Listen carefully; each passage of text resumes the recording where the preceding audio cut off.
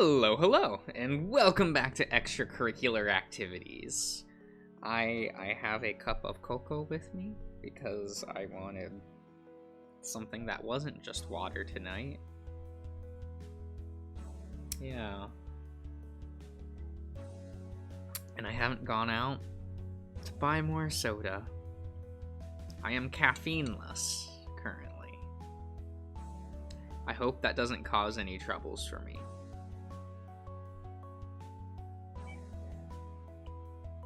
Ow. That kind of burned my tongue a bit. That's okay. That grows back. That heals. It's fine. It's replaceable, even. Richard struggled and went back to his work, and you stayed next to him as he requested. Wait. At his request for you to watch and learn. Maria wasn't gone for long, and when she ran back around the corner, she looked even more giddy than she did before. Oh, okay, boys. You'll have to forgive me, but I need to go for now.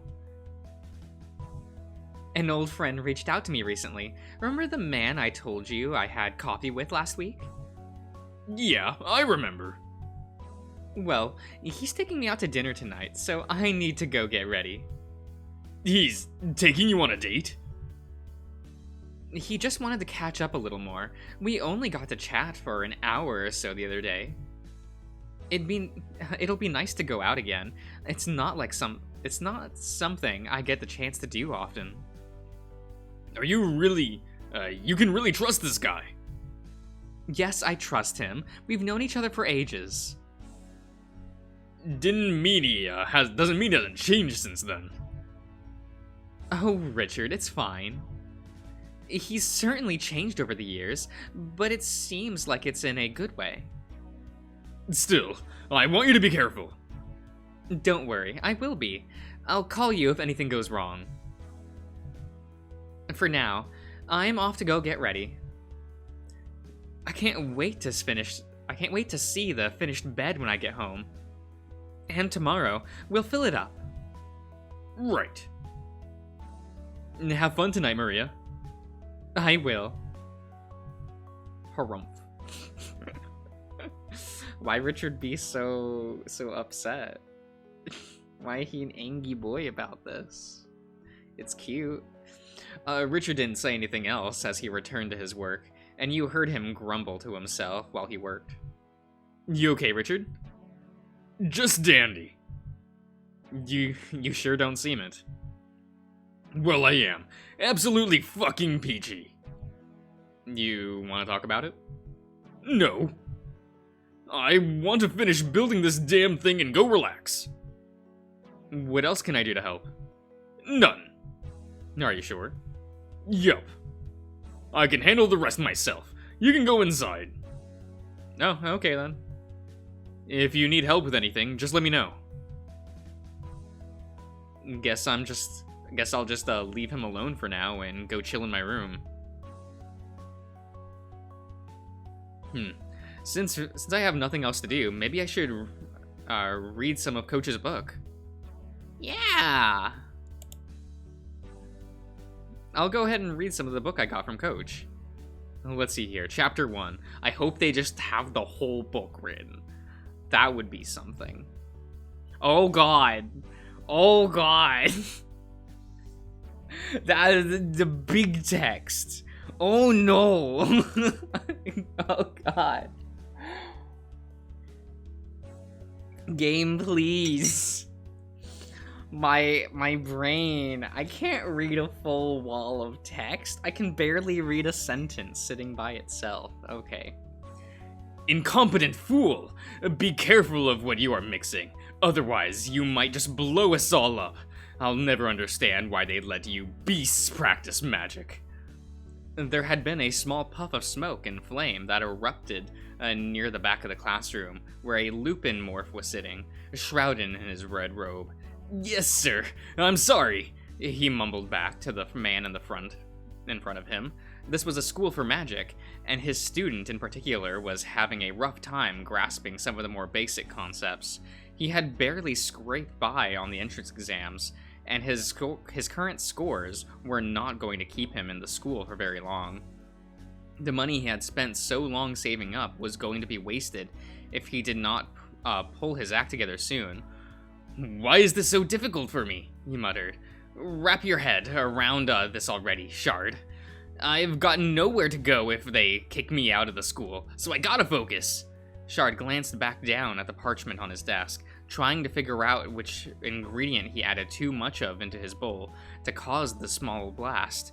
His nerves were getting to him. He was losing his focus, with his teacher hovering around the desk more so than any of the other students in the class. Of course, he was the only person in the room that was not a pure human, and and he left that, and he felt that the teacher always looked down on him for that. His breed was a half human, half wolf breed, yes, known as a morph.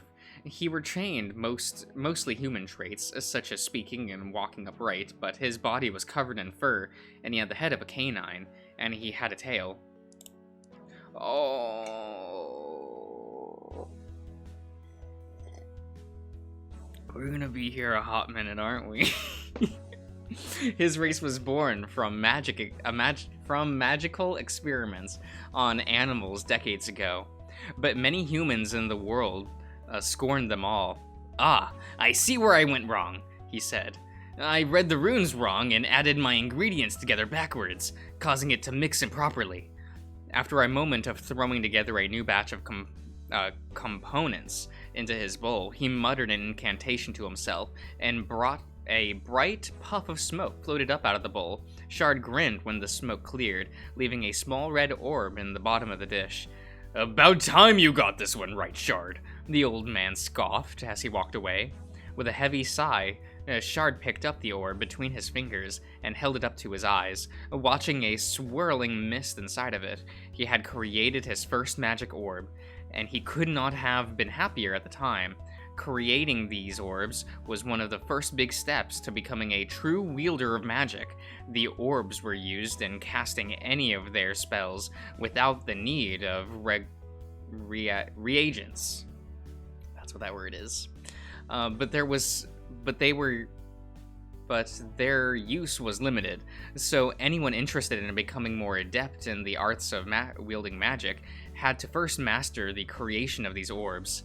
So, this is a fire orb, he said, awed at his own work. I'll need a few of these guys for the next lesson, so I need to keep practicing. The canine went back to his work, creating several more of the little spheres before he realized it was time for class to end.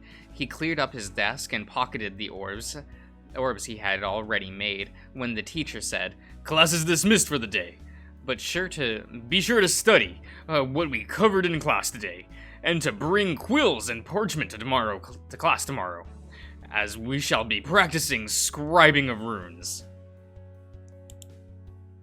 With class ended, Shard decided it was best if he went back to his room to study more in hopes that he could get ahead of his lessons and struggle less with his work. He lived in a small dorm building attached to the school, and he was grateful that he was the only one in his room, which could fit up to 4. It was crudely crafted of a combination of stone and wood, held together by magical bonds. It was not much, but it was better than where he had been living prior to being accepted.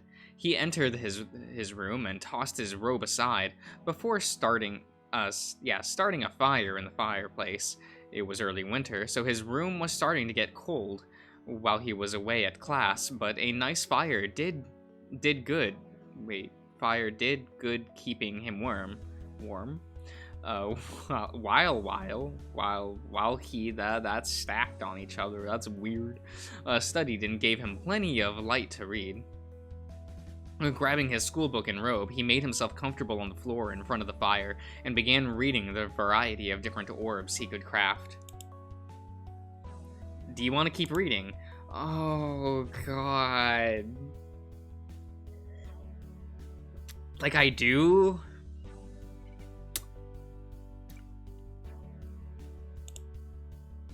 I'm interested so far, so I'll keep reading. I wish it was like still in like the normal block of text, because I've always had a hard time parsing large columns of text. I don't know. My eyes wander, and it gets hard for me. They range over all types, too. He would craft an orb for almost endless types of elements, or even orbs that did special tasks, such as generate light or warmth. But there was one particular one that stood out to him, and it was called the Orb of Binding. Orb of Binding, he read into himself, binds the soul and body of another creature to your own. The creature bound to you will feel all of your pain and pleasure, and death of the caster will result in death of the bound creature as well. The only way to break the bond is by doing so willfully by the caster's destruction of the orb. Huh, that one sounds neat, and I bet it could become... I bet it could come in handy with all the creatures roaming the world. I wonder if I could craft one of these. Let's see what it takes to do this. Shard was soon enveloped in a need to create one of the orbs. The ingredients he needed were not complicated, but the hand gestures, timing and words were all daunting for him. I guess the best way to practice is to try something out of my league, he said, determined to succeed. The next several days resulted in him spending hours of the day trying to create the orb, ending in a loss of his stock of reagents and numerous burns of his paws. He kept what he could from the classroom, but he would only be able to try a few more times before having to give up for a while. I don't understand what I'm doing wrong, he muttered. I'm mixing everything properly, and I'm moving my hands around correctly. Am I reading it wrong? He closed his eyes and sighed, speaking out loud. Whichever god is watching over me, help me out here. I'm not very good at this stuff, so a little help from you guys would be great. Are you sure you want our help? Came a deep voice.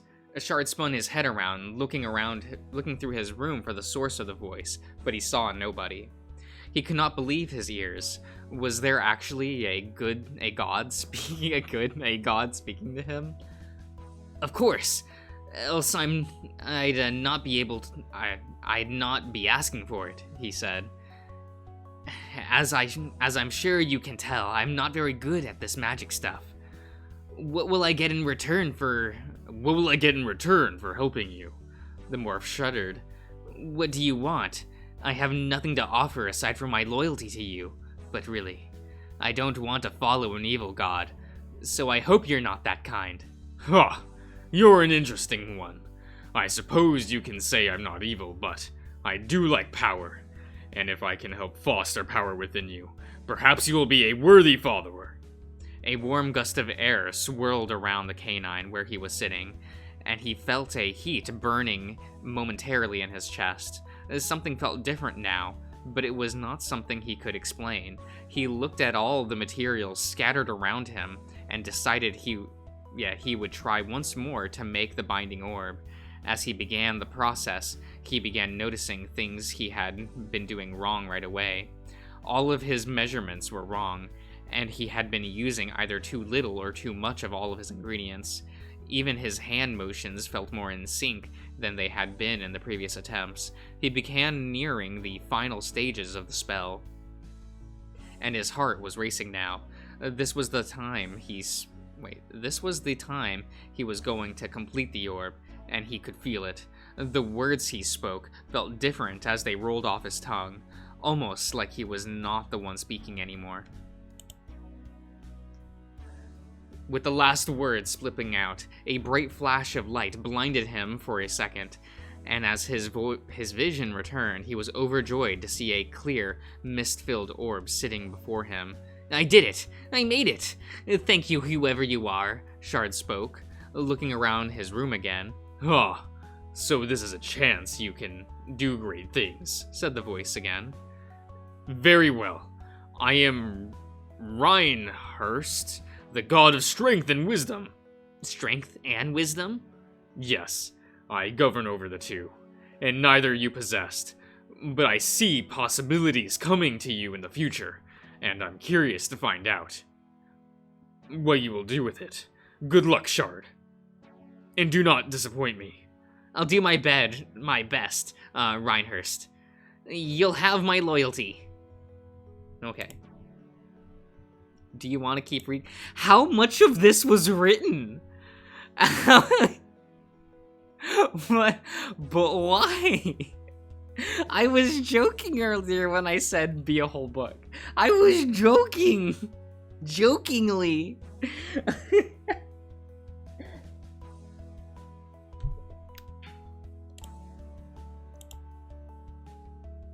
Shard looked over the insult he received due to his credibility, and vowed that he would do all he could to prove to the god he was not going to be a disappointment. He went back to his work and picked up the orb he had just made, rolling it around between his fingers while he examined it. "Well, now that I've made you, what am I going to do with you?" he uttered. "I got so caught up in making it that I never thought about using it." In all his excitement and need to create an orb, he had not thought about what he would do with it once he had succeeded. What's more, was that a god had spoken with him. His head was buzzing with thoughts of what Reinhurst had meant about his future and his own strength. He had no faith in himself, and nobody else had ever given him much thought either. With what happened, he decided it would be best to keep it to himself, and not to divulge anything that transpired to anyone. He didn't think his teacher would believe him anyway. From that point, his days progressed on like normal, but his classes seemed to be progressing more smoothly for him. His lessons were not as difficult to comprehend, and his marks had improved tremendously. You've been doing surprisingly well, Shard," his teacher had said, circling around the canine. "Keep up the good work, and perhaps you'll actually make something of yourself." Something had changed within Shard since his interaction with Reinhurst, and he could only assume it was thanks to the god that he was doing so well lately. His confidence had boosted even, and the spells he had been working on in class were happening more naturally, with little error. Winter solstice was fast approaching, and during that time there would be a week's break from all classes, and he could use that time to study whatever magic he wanted. He was going to practice creating a heating orb to help keep his room warmer than it had been lately. The teacher dismissed his class for the last time before the break began, and he retreated to his room right away. During this time, there were going to be almost no students in the school, and only a handful of teachers, so his work would be unimpeded with his lack of supplies. His goal was to sneak back to his classroom and pilfer what he needed. Shard waited until the moon was high in the sky on the first night free of classes. He decided that would be the best time to head back due to everyone preparing and leaving for home. With his cloak wrapped around his body and his face hidden away, he crept into the cold, snow-laden night to sneak in through the back door to his classroom. The door was never locked, meaning it would be the easiest way in and out, without worrying about anyone seeing him walking around inside the school building after curfew. The night air was frosty, and a light snow powdered his cloak as he went sneaking through the darkness. He wore no shoes on his feet, unable to fit his oddly shaped paws into any he had found in the past. He wouldn't be able to stay out in the cold for too long, at the risk of becoming ill, and that would put a damper on his plans for the holiday. He neared his destination, but from off to the tree, he could hear a commotion and see a flash of light. With piqued curiosity, he moved silently through the snow to where the noise was coming from, the canine around a tree, and felt his chest tighten up instantly. Amidst the tree stood a creature with an eerie red glow, with a clawed hand clasped around his teacher's throat. Several other bodies littered the snow around him, and Shard could hear him speaking. "You mortals had enough magic to last me quite some time. I appreciate that so much. I appreciate that so much, and I'll let you all live today. But that's not to say that cold won't kill you." It laughed. The beast was taller than Shard and had the feral features of a dragon, with 2 horns protruding from the back of its head. It tossed the teacher aside, and suddenly its eyes were on Shard, locked on his form. "More food for me," it roared and dashed towards the paralyzed morph.